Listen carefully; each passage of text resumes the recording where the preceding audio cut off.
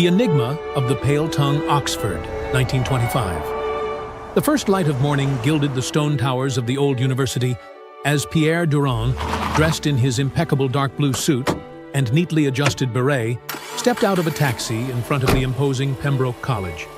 Invited for an exclusive visit to the legendary Bodleian Library, he felt both honored and curious. At the door, 4 figures awaited him: Professor Edgar Whitmore of Natural Sciences, Professor Samuel Caldwell, a specialist in ancient literature, Chancellor Leonard Greaves of Biology, and Professor Arthur Wycliffe of Medieval History. After brief greetings, the professors led him through the main hall to the section dedicated to English literature. Pierre listened attentively when suddenly Professor Whitmore began to cough violently. The sound echoed among the silent shelves. He staggered, clutched his throat, and collapsed with one arm stretched out. The librarian, Miss Evans, let out a muffled scream. Professor Wycliffe knelt to assist the colleague, but it was too late. Whitmore lay lifeless. As his head was gently lowered, the professor's mouth fell open, revealing a tongue completely white. Pierre was stunned. He had never seen anything like it. The police were called, and all exits were sealed. While the officers secured the scene, the remaining professors exchanged uneasy glances, murmuring about the strange phenomenon. Chancellor Greaves, with his thinning hair and weary gaze, commented, "In all my long academic life, I have never witnessed anything like this, although I vaguely recall reading something about cases involving white tongues." Greaves's words sparked an idea in Pierre's mind, a spark that quickly turned into action. He leaned towards Miss Evans and asked, "Mademoiselle, could you show me the book loan records for the past 2 weeks?" Intrigued, the librarian guided him to a polished wooden counter and handed him a thick ledger. Pierre skimmed through it carefully as the professors gathered around him, anxious. He paused, his finger marking a line. Reading aloud, he announced, "Silent essences, rare poisons of the ancient world. Borrowed just a few days ago by..." He paused briefly, and everyone leaned in, holding their breath. "Samuel Caldwell." A murmur of surprise rippled through the group, and all eyes turned astonished to Caldwell, who turned pale, took a step back, and, in a sudden impulse, tried to flee, unsuccessfully. The police quickly restrained him. As the culprit was handcuffed, Greaves, still shocked, turned to Pierre and asked, "At such a young age, how did you think to check the library records?" Pierre adjusted his beret calmly and replied, "In truth, it was the rarity of the case that caught my attention. If even the esteemed Chancellor Greaves, a specialist in biology, knew little about such a poison, I concluded that the murderer would have needed careful research." One of the professors, admiring, murmured, "Brilliant?" Pierre smiled slightly and added, "Actually, the brilliance was the victim's." When Professor Whitmore collapsed, his finger remained extended, pointing to a book on the shelf. "The author, Samuel Caldwell. I only needed to find confirmation in the records." Another professor, with a tired smile, commented, "It's fortunate that you're only beginning your academic life, Pierre. You can understand even the dead, while we, at our age, barely understand ourselves." They all laughed softly, and the group resumed their tour of the legendary library under the golden light filtering through the Gothic windows. The end.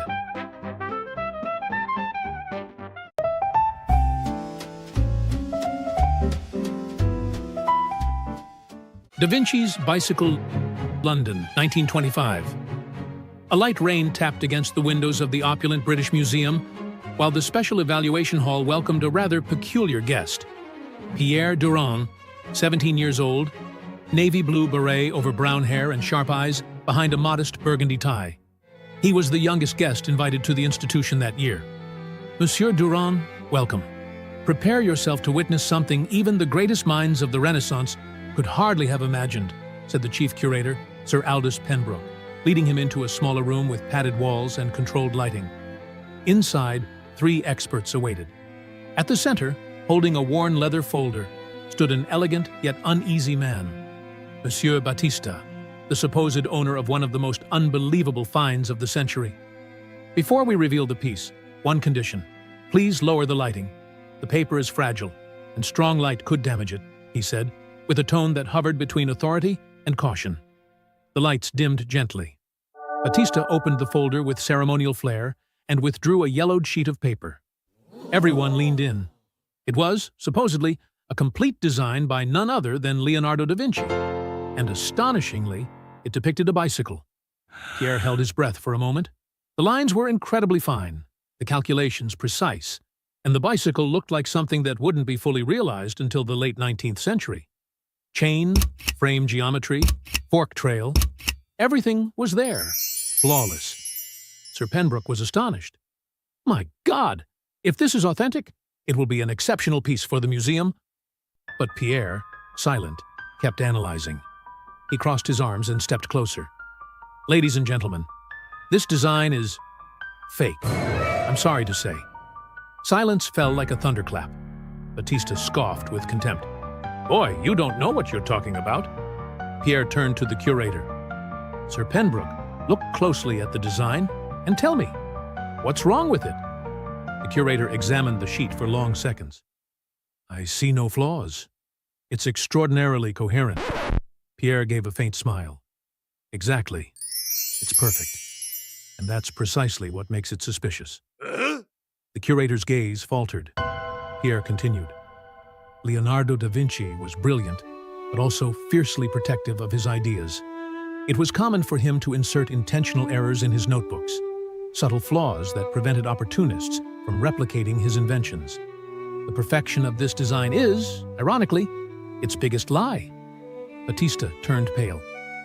This bicycle could be built today without a single correction, and that's something da Vinci would never have allowed. A true genius guarded his genius, Pierre concluded. The room fell into silence. Batista, cornered, tucked the drawing away without a word. Even so, Sir Pembroke cleared his throat. Nevertheless, I'll offer 10% of the original value. Not for authenticity, but for impact. Imagine the exhibition. Da Vinci's only perfect design. The controversy alone will draw crowds. Pierre was stunned. But you're buying a lie? Pembroke gave a wistful smile. I'm investing in curiosity. With ticket sales, we can fund real research, uncover true discoveries. A famous fake can support the pursuit of many truths. Monsieur Durand. Pierre glanced one last time at the false drawing, then at the man who tried to deceive them. And then, with a resigned sigh, he simply said, The world, it seems, has its own ways of being ingenious. The end.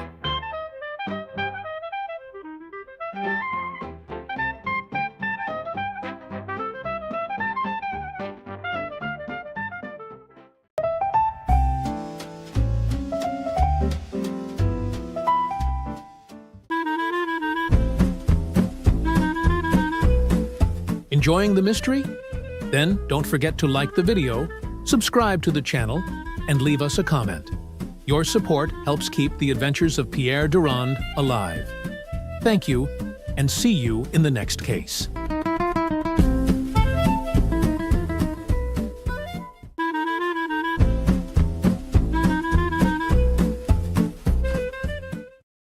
The Last Royal Note at Covent Garden, London, 1925. The Covent Garden Theatre gleamed like a jewel beneath London's Victorian arcades. It was a gala night celebrating the Queen's Jubilee. Ladies in satin gloves and gentlemen in tailcoats crossed the marble hall, crystal chandeliers casting flickers of candlelight.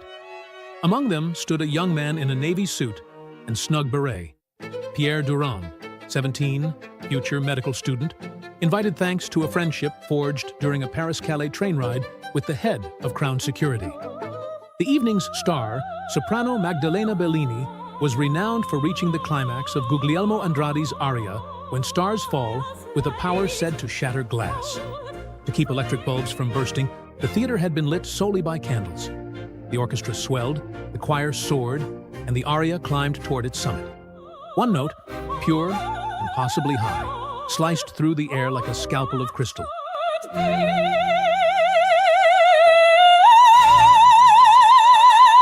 A snap, a second, silence. The candles in the royal box extinguished. Darkness.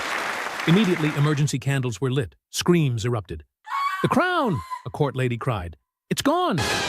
Doors slammed shut. No one in or out. As guards formed a cordon, Pierre stayed close to his friend, the security chief. The Queen, composed, said, The instant the lights died, I felt the crown lifted from my head. Lord Ashcombe whispered. "No one saw a thing, Your Majesty." It was pitch black. Pierre frowned. Candles. Shards of glass glittered on the carpet. One perfect note.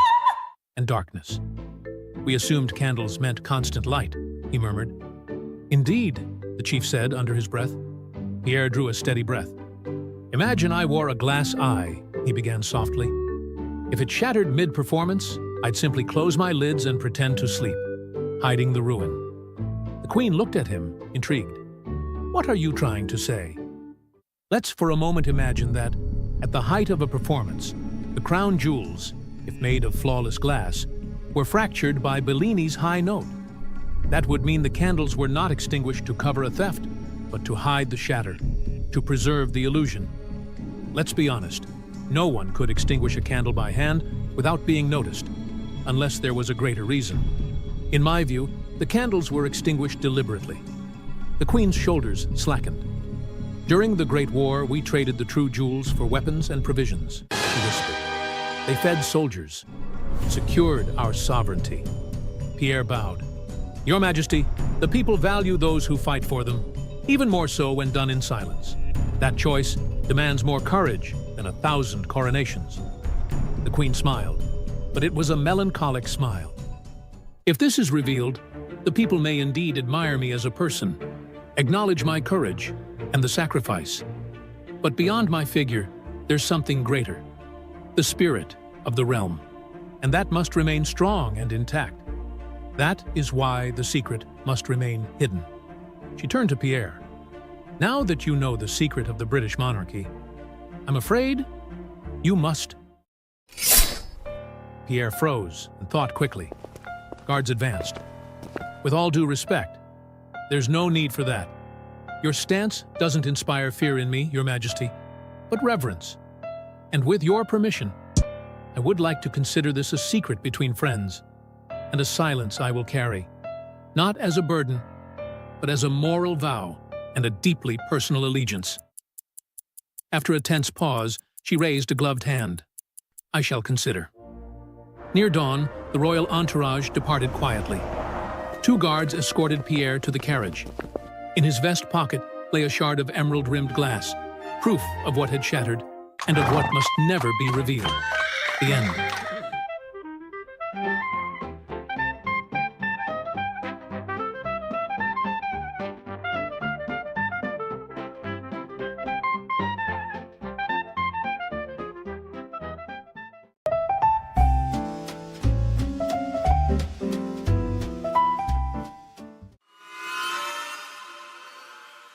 Beauty is the Death of Lord Redgrave.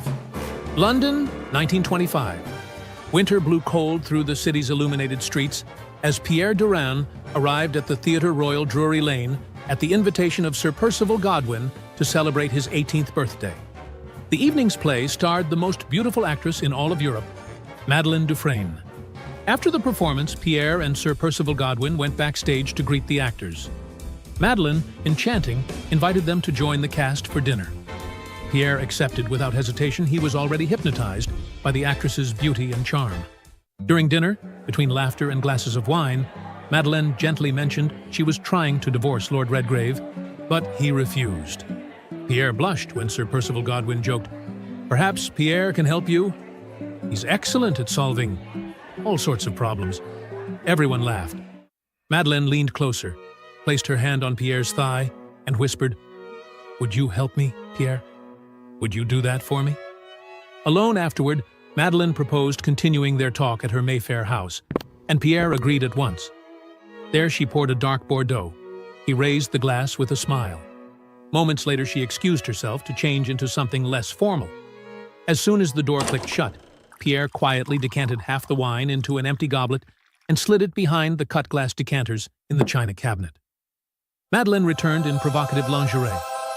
"Pierre, I have a problem." In the bedroom. Enchanted, he followed her. The two sat on the bed and embraced, wrapped in an atmosphere of desire and mystery. He woke up to pounding at the door the next morning. "The police?" Madeleine answered in a robe. One of the officers said, "Madame Dufresne, you are under arrest for the murder of Lord Redgrave." "But that's impossible. I didn't leave the house all night." The officer raised an eyebrow. "Is there anyone who can confirm that, madam?" At that moment, Pierre appeared, arriving in the room still hurriedly dressing. His hair was tousled, his eyes half closed. He looked around, dazed. "He was with me all night," Madeleine said firmly, turning to the officer. Back at his hotel in Bloomsbury, something gnawed at Pierre's mind. That night, he returned to the theater. After the show, he confronted Madeleine. "I can't be your alibi. I don't remember anything." She smiled, teasing, "Oh, Pierre, you were wonderful. Don't remember? Maybe I can help jog your memory." They returned to her house. Madeleine led him to the bedroom. After Pierre had shown all the vigor of his youthful hormones, she was breathless and asked for a break to recover. Pierre went to the cabinet, took out the glass he had hidden, poured half of it into another glass, keeping the rest hidden, and offered it to her. She drank it eagerly. Within minutes, she fell asleep. Knock, knock, knock. A loud knock at the door. Madeleine awoke still drowsy and unsteady, threw on her robe, and opened the door. "Police. Madame Dufresne, we have a warrant for your arrest." She looked at Pierre. "Pierre, tell them we were together." He calmly replied, "I'm afraid I cannot. You brought me here to be your alibi, drugged me, and thought I'd prefer the glory of having slept with you over the truth. But I'm afraid I prefer the truth." She panicked. "You can't prove anything." "Oh, but I can. On the night of the crime, I'd already had too much to drink, so I only drank half of the wine you gave me and saved the rest in a glass I hid in the cabinet. Last night, after our moment together, I gave you a quarter of that half.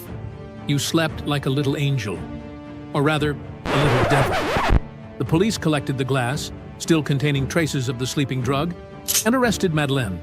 As they left the room, the inspector turned to him. "Pierre, why did you give her the drugged wine?" Pierre smiled.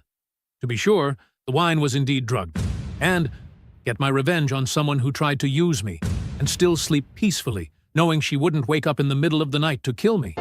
No playwright could have contrived a finer curtain call." The inspector laughed.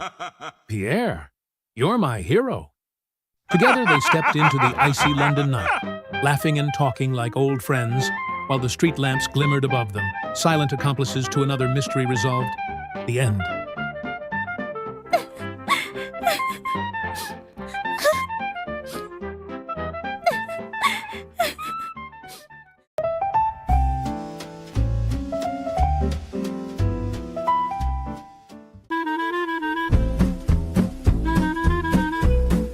Enjoying the mystery? Then don't forget to like the video, subscribe to the channel, and leave us a comment. Your support helps keep the adventures of Pierre Durand alive. Thank you, and see you in the next case. The Vanishing of Socrates' Bust, Scotland, November 1925.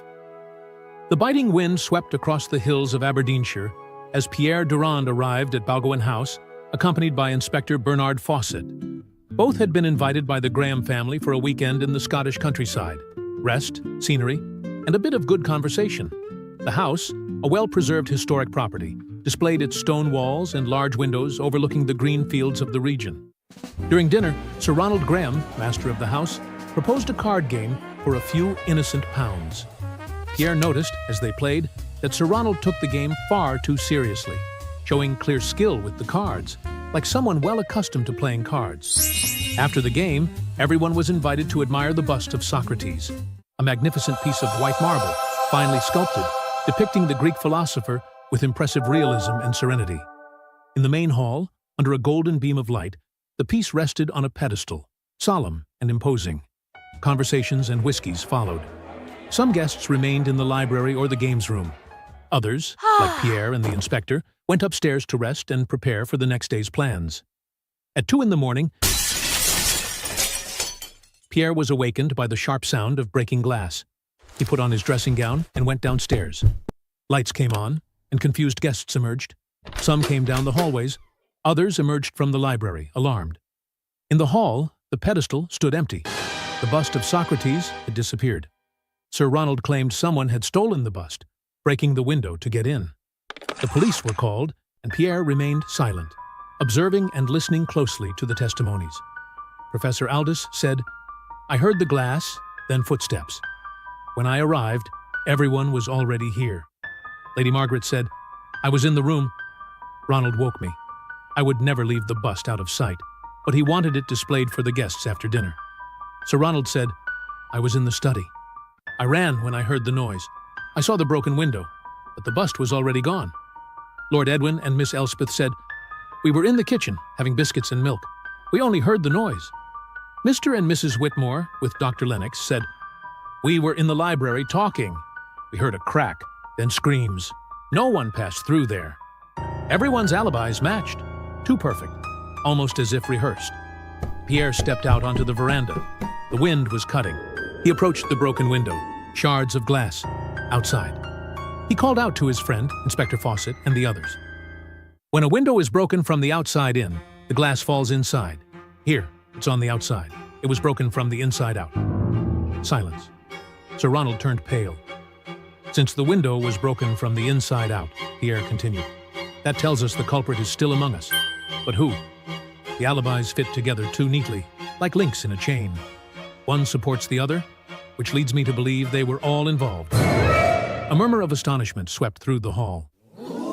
It was a meticulously staged scene, Pierre concluded, a carefully prepared theater, so that the inspector and I would witness a theft that never happened. And who would doubt the testimony of a man from Scotland Yard? Sir Ronald lowered his eyes. The motive was clear: a gambling addiction, debts piling up, and the lure of insurance money to settle them. In front of everyone, Sir Ronald confessed. He apologized and, in silence, returned the bust of Socrates to its pedestal. Later, alone with Pierre, Inspector Fawcett asked, "How did you know they were all involved?" "I only knew the culprit was still in the house. I made the collective accusation on purpose, not because I was certain, but to observe the reactions. If I were wrong, I expected to see indignation, protests, denial. Instead, what I saw on every face was discouragement, like people who know they've been found out. That was enough." The inspector laughed. "You didn't just kill two birds with one stone, you took out the whole nest." Pierre smiled faintly. "Gambling addiction is a silent disease. It drives men to despair. Maybe, with a chance, he can recover." "We'll see, Pierre. We'll see," Fawcett replied, and the two walked silently along the damp trails of the Scottish countryside as the morning mist began to rise over the hills. The end.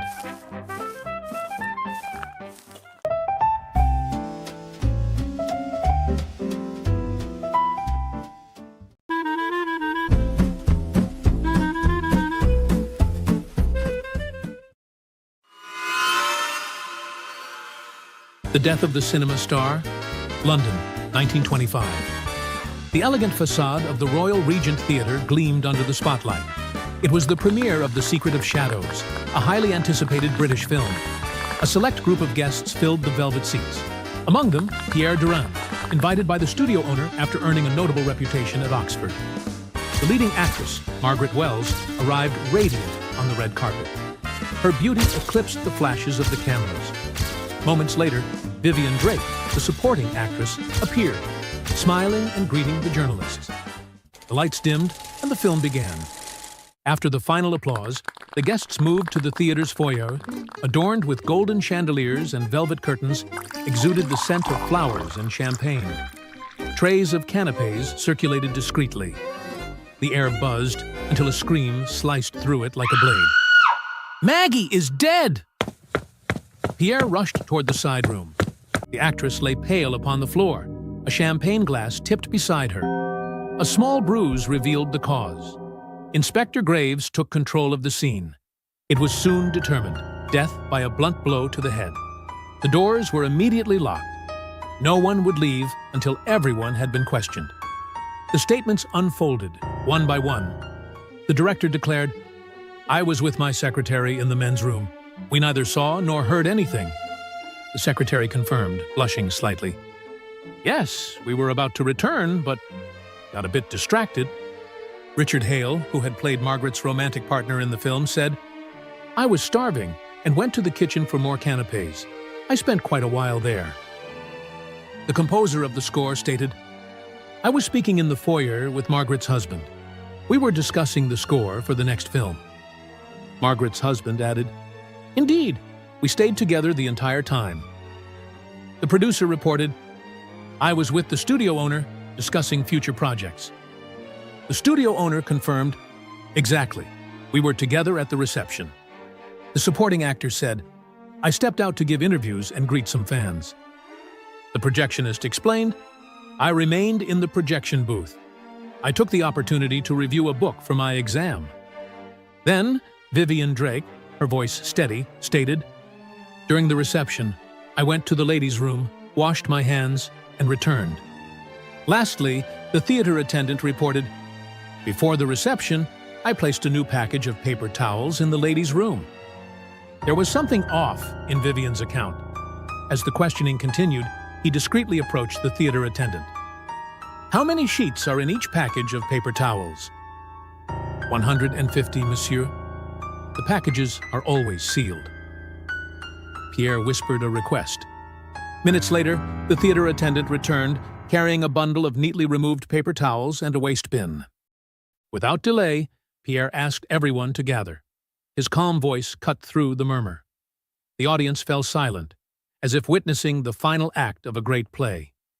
"Ladies and gentlemen," Pierre began, "everyone here has an alibi, except one." His gaze rested upon Vivian Drake. "Madame Drake, you claimed you went to the restroom and washed your hands. But did you really?"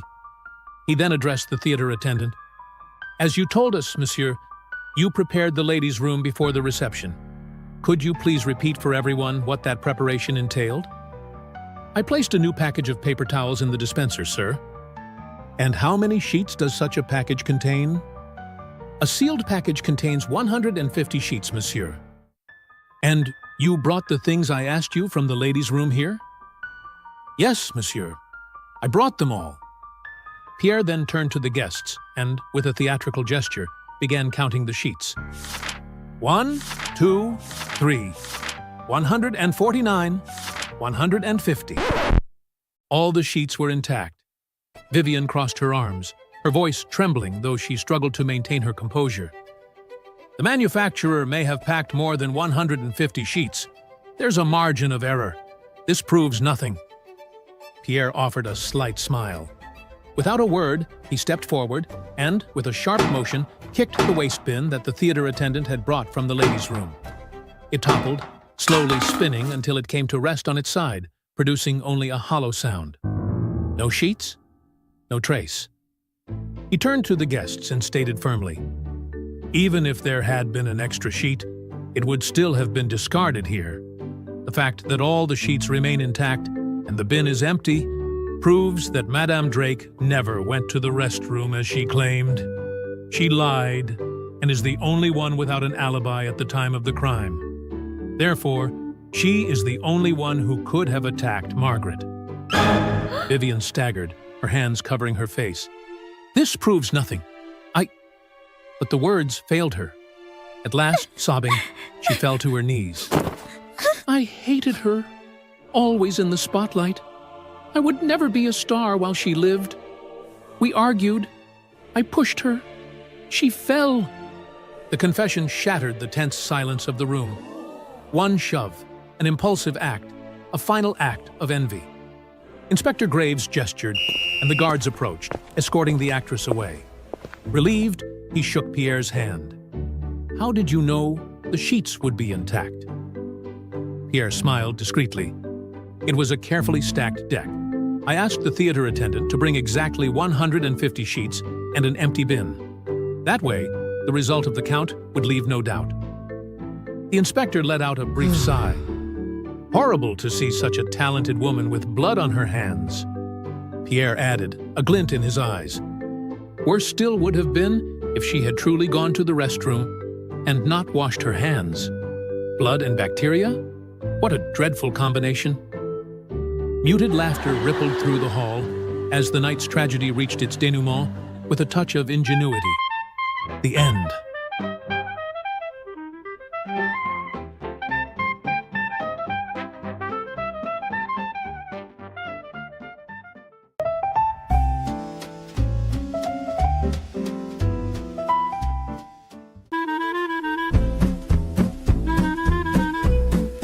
Enjoying the mystery? Then don't forget to like the video, subscribe to the channel, and leave us a comment. Your support helps keep the adventures of Pierre Durand alive. Thank you, and see you in the next case.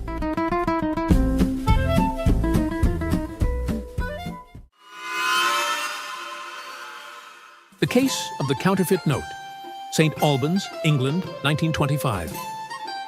The golden afternoon bathed the main market stalls, where fruits gleamed like jewels, and the cries of vendors competed with the sound of an old barrel organ.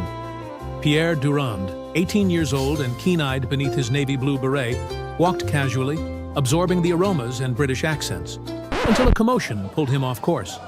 In the small bookshop on the corner of the square, a middle-aged man argued with the clerk, while a police officer tried, without much success, to intervene.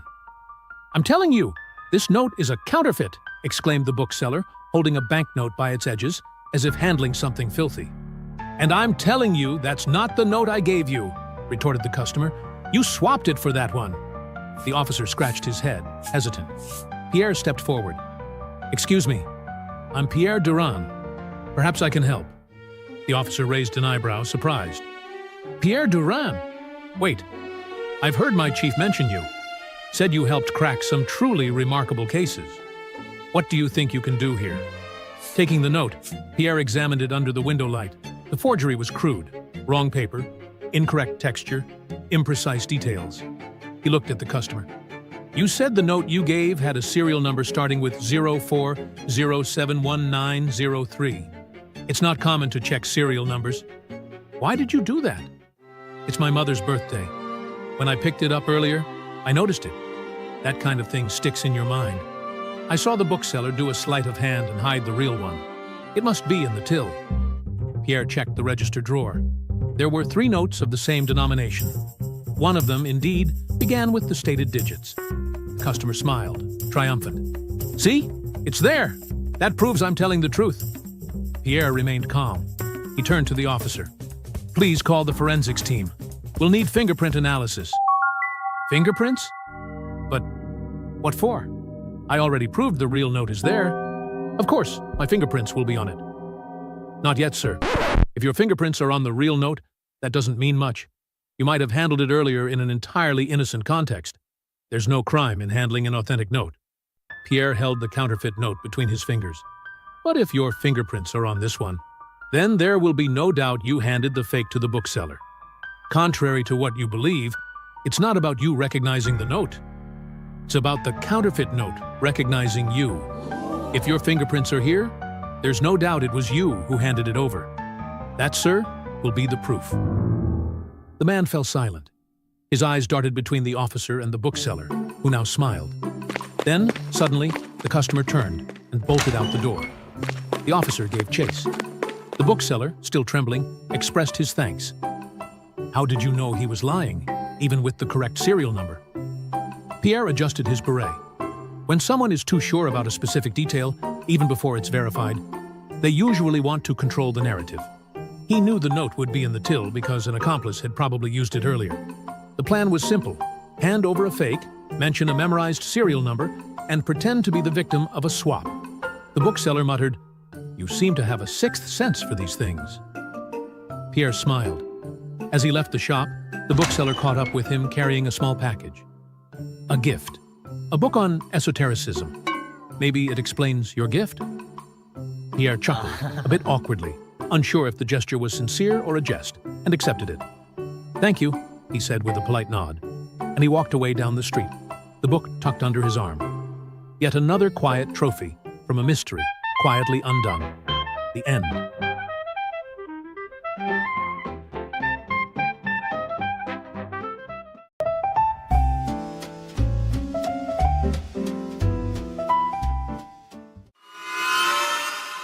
Unraveling 2 thieves with just one word. Cornwall, autumn 1920. 18-year-old Pierre Durand had accepted a rare invitation. A weekend at a luxurious seaside spa in Cornwall. 6 other guests were present, all strangers to one another, but each with distinctive traits. There was Mr. Auguste Fontaine, a middle-aged man always carrying a book of French poetry and wearing a reserved expression. Lucy Reynolds, an elegant young English socialite, with a passion for gardening and a gentle smile. Thomas Montgomery, a cheerful man with a stutter, whose stammering was regarded as a charming quirk. Dr. Sarah Bennett, a retired physician with a keen eye and calm voice, accustomed to attending to every detail. Lord Henry Blackwood, a charming English aristocrat and enthusiastic tennis player with refined manners. And Paul Larkin, an artist and dreamer, his hands stained with paint and his spirit creative. On Friday night, there was a light reception featuring healthy bites that made Pierre discreetly frown as he observed the guests. They exchanged trivial conversations and stifled laughter before retiring to their rooms. The next morning, as everyone gathered in the lounge for breakfast, a scream pierced the quiet. A pale hotel staff member trembled as she announced, "The office safe has been broken into. They've taken everything." The police arrived quickly, but Pierre, alert, was already at the staff member's side, surveying the scene. In the modest office, he saw papers strewn about and a window left ajar. In one corner, a thick woolen cover concealed an object, its cage-like outline faintly pressing against the fabric. Pierre pointed and asked, "What's under there?" "Oh, that's the hotel's parrot. He's been here only 2 days. We forgot to remove the night blanket this morning in all the commotion." Pierre smiled and inquired, "Has anyone stayed here before?" It's everyone's first visit." Pierre's eyes widened with satisfaction. "Excellent." He asked the inspector to gather all the guests in the dining room. When the group was seated, Pierre entered slowly, carrying something wrapped in fabric, heightening the tense anticipation. He paused dramatically, letting the silence deepen the suspense before speaking. "Meet our most unlikely witness, who saw nothing but heard everything." With a decisive gesture, Pierre pulled away the fabric, revealing an ornate cage in which a young parrot sat, its curious eyes fixed on the audience. The guests exchanged bewildered looks. Fontaine raised an eyebrow. Lucy bit her lip, anxious. Lord Blackwood stiffened, and Montgomery shifted in his chair, fiddling with his cup of tea. "A parrot can mimic sounds with remarkable accuracy," Pierre said. "It even picks up on tone and emphasis." He scanned the room and addressed one guest. "Mr. Fontaine, what did you do after dinner?" Pierre asked calmly, pronouncing Fontaine in a louder tone. "I went to read in the lounge." Then he turned to another. "Miss Reynolds?" he repeated normally, raising the name Reynolds slightly. "I walked in the gardens." Finally, he faced Lord Henry Blackwood. "And you, Lord Blackwood?" Pierre spoke naturally but projected Blackwood so all could hear. Before anyone could react, the parrot stammered, "Blackwood." The room froze. Pierre stepped forward. Notice, the bird didn't just repeat a name. It stuttered it. That proves two things. Blackwood was named during the crime, and the person who said it stutters. Montgomery, nervous, spoke his accomplice's name while the safe was being broken into, and the parrot, even under its cover, heard it all. The inspector needed no further prompting and arrested both men. Later, on the terrace, Paul Larkin asked Pierre, "How did you know the parrot would say the name?" Pierre chuckled. "When I was a child, I smashed my finger with a hammer and cursed loudly. My parrot never forgot it. Whenever visitors arrived, there he was, repeating that curse. My mother was mortified." Everyone laughed heartily, until the afternoon snack was announced, "Carrot crostini with lentil spread." Silence fell at once. The end.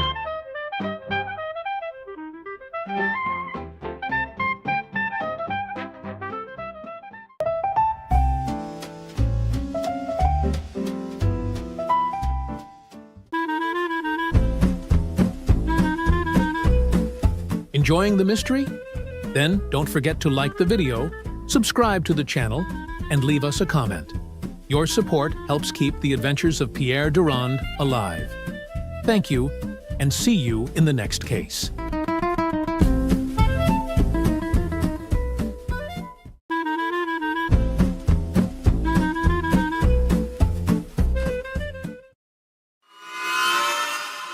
Who's the Spy in Monte Carlo?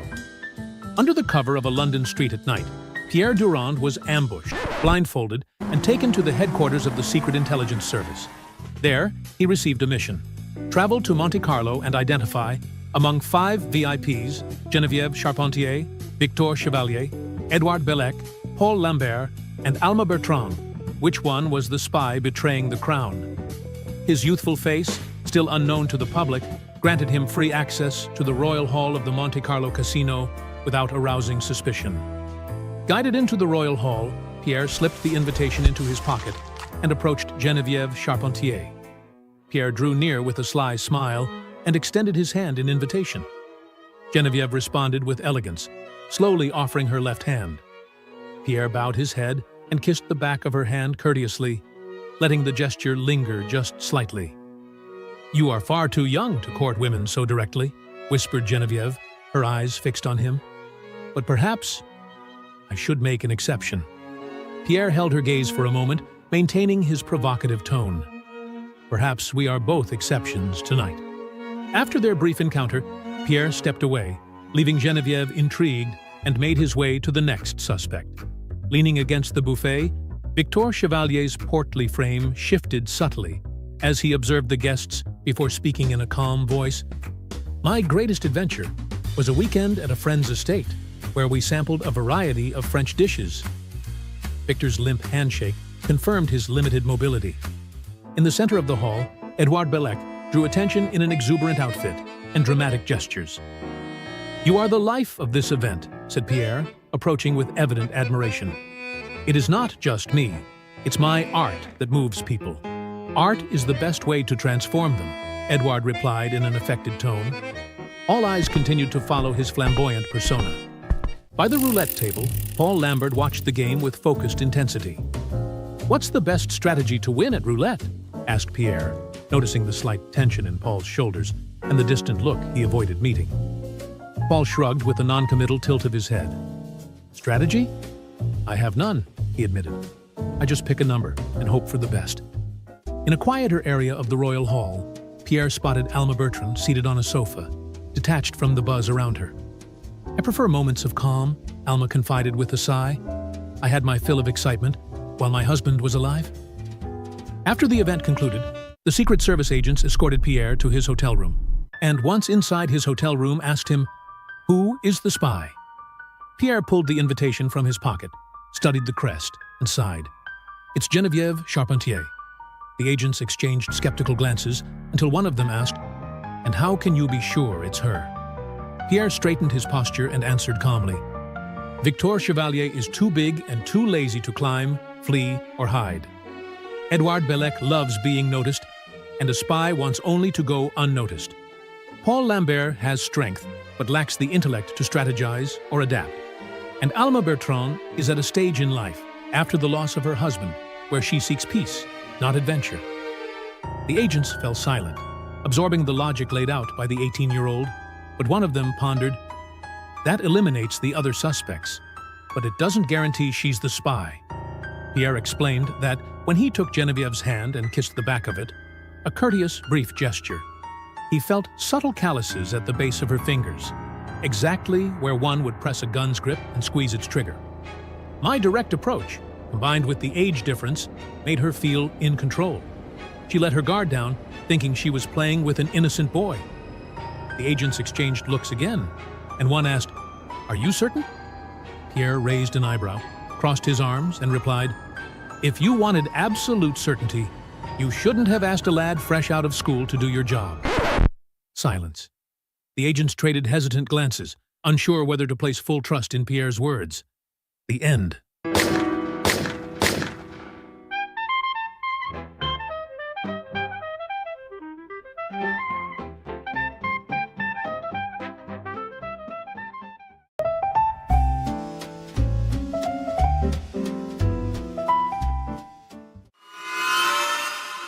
The case of the three shops in Cognac. It was the eve of a bank holiday in Cognac, the town where Pierre had spent his childhood vacations, and the square buzzed with a street fair. Accordion strains mingled with laughter as stalls brimmed with candied apples and wooden toys. Pierre recognized a familiar face among the vendors, Mr. Dumas, the owner of the old candy stand who used to sell him caramels as a child. "Monsieur Dumas," Pierre exclaimed with a smile. "Pierre Durand? Mon Dieu, how you've grown!" Mr. Dumas replied, visibly moved. They spoke for a few minutes. Pierre remarked on how much the town had changed, pointing out 3 cheek-by-jowl storefronts, a gardening shed brimming with shovels, a locksmith's gilded display of locks, and a grit and cement supplier. Mr. Dumas smiled, though a flicker of concern crossed his face. "Ah, mon garçon, those shops aren't the only new developments. We've been feeling small tremors throughout the day. Tremors? Since when? Pierre asked, instantly alert. About 3 months now, ever since those shops moved in. At that moment, a local policeman approached to buy a candied apple. "Good morning, Officer Remy," Pierre said casually. Mr. Dumas chuckled. One of the few things that never changes in this town is Officer Remy. Always present, always kind. Remy smiled nostalgically. "You know, this square always brings back memories. It was my first week on the job, 30 years ago, when some fool tried to rob the bank with a rusty pistol and no plan. We caught him before he even made it past the teller. That was the only real adventure this town ever saw." Pierre paused, observing the fresh shop fronts, the men coming and going, the sacks of earth and tools. Pierre raised an eyebrow. "Do those new shops get much business?" Mr. Dumas shrugged. "Only the gardening shop. People buy a lot of earth lately. The others, almost no customers." Pierre said, "If we want to keep that spotless record, we need to investigate the gardening store." The officer's eyes widened. "But you're saying the shop is part of a plan to rob the bank? That's serious." He scratched his head, nervous. "Without a warrant from a judge, I can't do anything officially. I'd need concrete evidence." "We don't have time to wait for warrants," Pierre said urgently. "The robbery will likely take place tonight. Let's go speak directly with the bank's owner." The banker, a stern traditionalist, welcomed them into his home, and after some hesitation, the banker agreed to let the police hide in the bank's basement that night. Remy, 3 other policemen, and Pierre waited in silence near the vault. At 2 in the morning, they heard a faint crack, followed by the sound of a wall being breached. When the thieves finally broke through the wall on the vault's floor, the police sprang into action. Remy barked orders, and they cuffed 4: the garden shop owner, the builder, the locksmith in the tunnel, and the driver in the getaway car. After the arrests, Jean Lambert of the newspaper Le Petit Cognac approached Pierre. "What made you suspect a robbery?" "The tremors," Pierre replied. "They began after those 3 shops opened.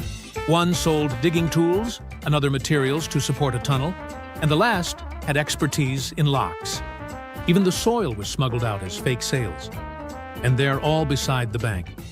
The reporter frowned. "But how did you know it would be tonight?" "I didn't," said Pierre. "But the night before a banking holiday? It's the perfect time." The banker shook his hand. "Thanks to you, our vault, and the town's confidence, remain intact. We'll honor you at the bank tomorrow." Officer Remy, in his final week before retirement, stepped forward. "Monsieur Durand, you've kept Cognac free of bank robberies, and you've given me the last real thrill of my career. I can't thank you enough. I did it all for Monsieur Dumas. He has an account here, and I couldn't risk him not having funds to make my favorite childhood sweets," Pierre said softly. "Sometimes, you just need to listen to what the town is telling you, even when it whispers through the faintest grumbles of the earth." Pierre adjusted his beret and smiled quietly as he gazed at his photograph displayed with pride in the Employee of the Month frame, the word "eternally" inscribed beneath it. The end.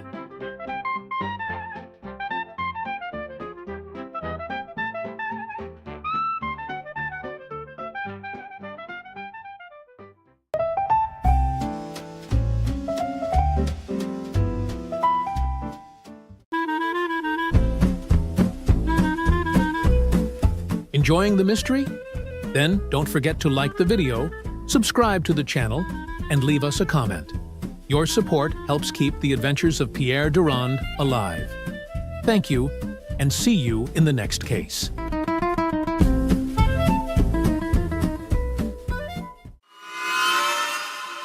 The Mystery of the Notes on a Jazz Night, Paris, 1925.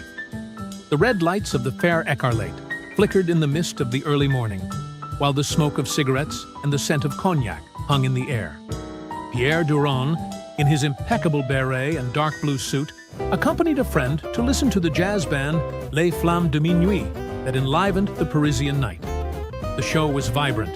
The drums marked the rhythm, the bass pulsed deeply, the guitar led with energy, and the singer's voice filled the hall. When the last applause echoed, Pierre's friend remarked, "I know the musicians. Shall we see them in the dressing room?" Before they could get there, a shout cut across the hall. "The night's money is gone!" cried the cashier, terrified.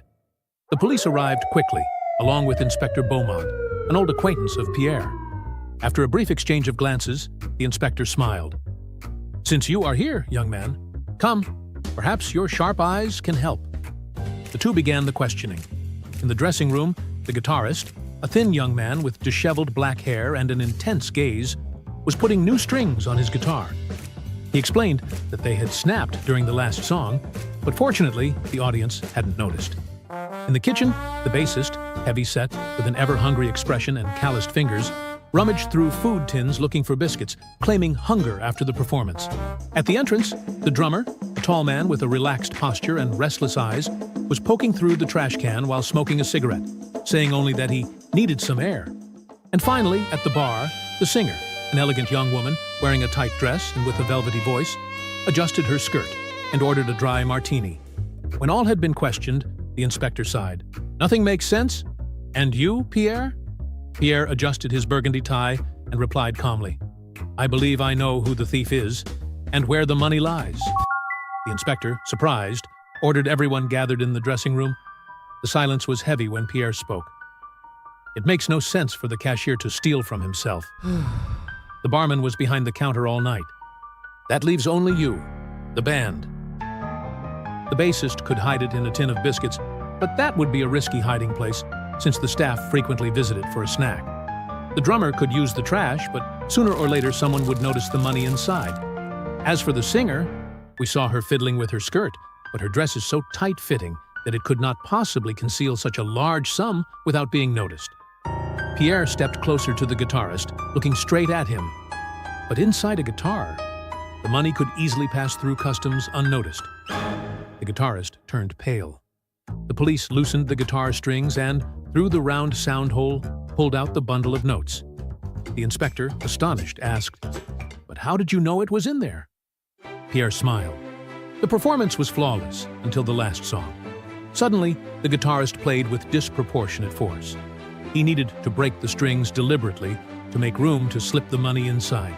When we saw him replacing the strings, he was really covering up the crime and making it seem that the inside of the instrument was inaccessible.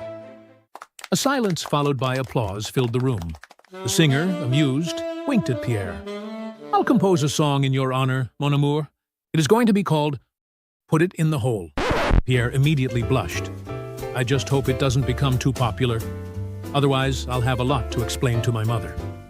Everyone laughed. The mystery was solved. The end.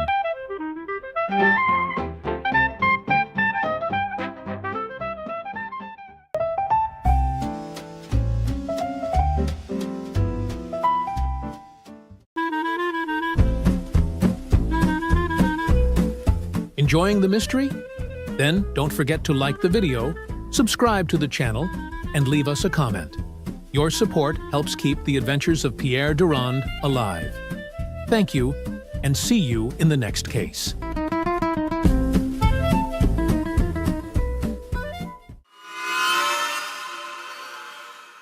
The Beauty of Cold Logic. Paris, 1920. The January wind came thin and persistent, and the city's fireplaces barely broke the cold in one's bones. Pierre Durand crossed the courtyard of his old school, invited to speak to the younger students. His name had been turning up in the papers, tied to cases solved with uncommon reasoning. Professor Bellamy, his former teacher, introduced him with pride, mentioned the recent headlines, and asked, "When did you realize you had a mind for logical deduction, Pierre?" Pierre took a deep breath. "I was back in my second year. The room, the chill, the desks, everything exactly as it is now. The heating had broken down.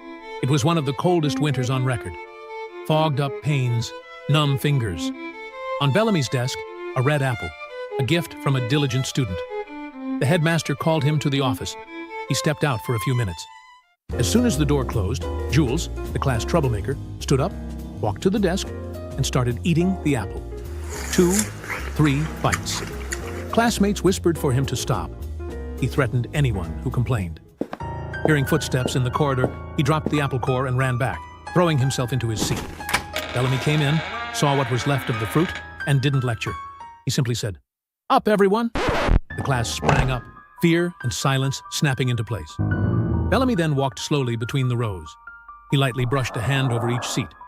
When he stopped behind one of the chairs, he stared at the student sitting in it and said calmly, "To the headmaster's office, Jules. Now, I hope the apple was worth the punishment.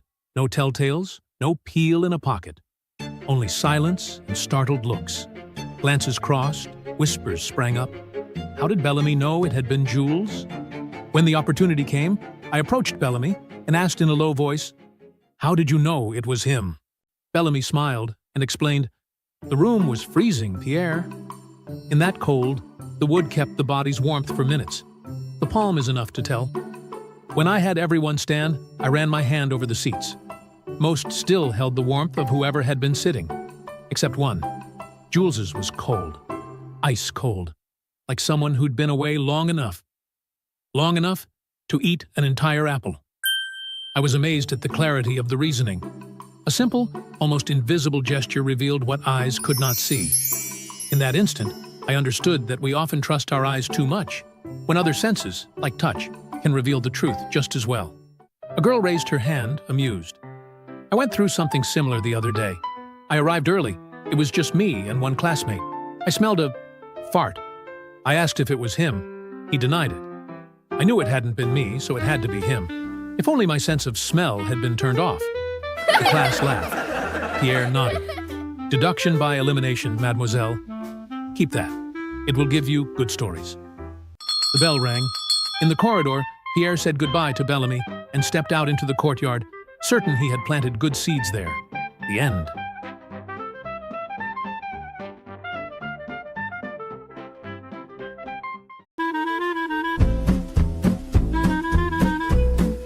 Enjoying the mystery? Then don't forget to like the video, subscribe to the channel, and leave us a comment.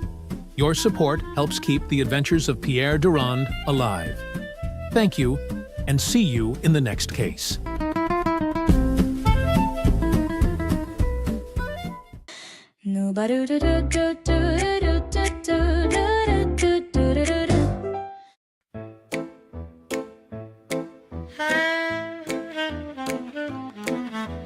Door swings wide, bell goes ding. Dust on boots, that crooked grin. Neon hum, my jaw goes hard. You brought your storm into my yard. I changed the locks, I cleaned the slate. You missed the train, you show up late.